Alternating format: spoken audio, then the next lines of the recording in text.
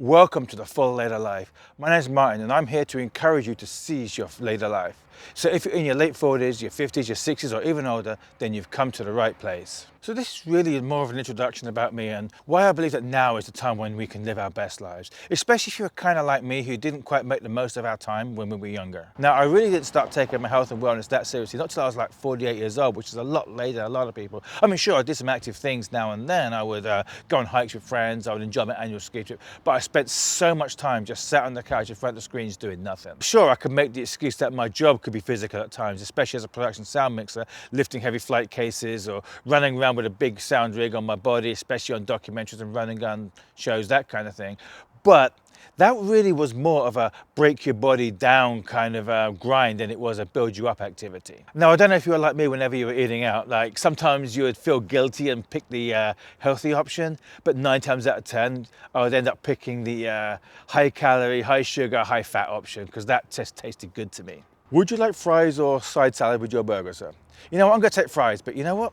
Add the salad too, because then that makes the whole meal healthy, right? Not only that, I could easily find myself chowing down an entire bag of chips while binge watching a season of the Netflix show that I was into at the time. And I'm not talking about a small bag of chips either, I'm talking about an entire family bag size. It's not that I considered myself to be particularly unhealthy. I mean, I did have friends that were bigger, fatter, and way more unfit than I was. And I was never going to be anywhere near clinically obese. I'd worked on that show, my 600-pound life for a few episodes, and I was never going to get to be like that. However, there's no getting around the fact that I was putting on weight. We'd go visit my mother-in-law over on the East Coast, and she would just look at me when we knocked on the door, and she would say, "Oh wow, he's got very big." Maybe she not grown up, but she sure grown out. She fat.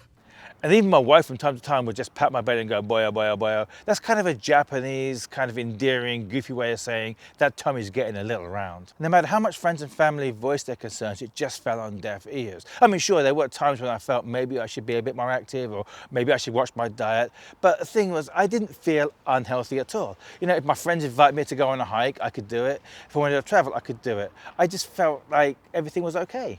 Nothing was going to change the way I was living until I could see it for myself.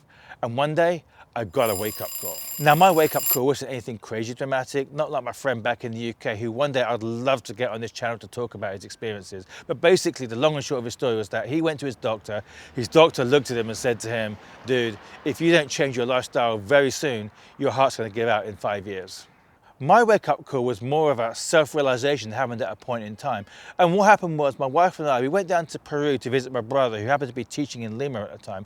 And while we were there, we did a side trip. We went to Machu Picchu, we went to the eco tour. We did all the kind of things that you do when you go to Peru as a tourist. And it was a pretty active trip really. We did a lot of hiking, a lot of climbing around the antiquities and stuff like that.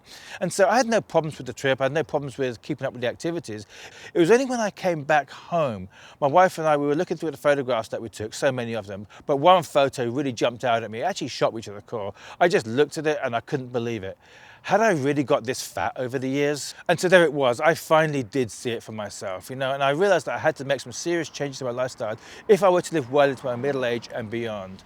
You know, no amount of nagging or cajoling from friends and family were ever going to make any difference to me. And I think that's true for many of us. We just drift and fall into the bad habits that we get into during life, you know, and it takes something to trigger us, you know. For me, it was that photograph. My friend, it was his doctor's advice. For you, it could be something else. Well, I could have just deleted that photograph and just drifted off into an unhealthy old age. But instead, I treasure that picture. And I don't treasure it because I particularly like it. In fact, it's an awful picture. I look so bad in it. I treasure it because it symbolizes the day I began to live an active later life. And in up-and-coming videos, I will actually begin to reveal the kind of things I do to make the active later life a reality. I would love for you to join me in living a full and active later life. And I especially would love to hear your stories about how you began your full and active later life, especially if you're like me, who didn't begin that until later in life like I did. So share those stories in the comments. I'm sure they'll benefit a lot of people. And please like and subscribe if you want to continue this journey with me.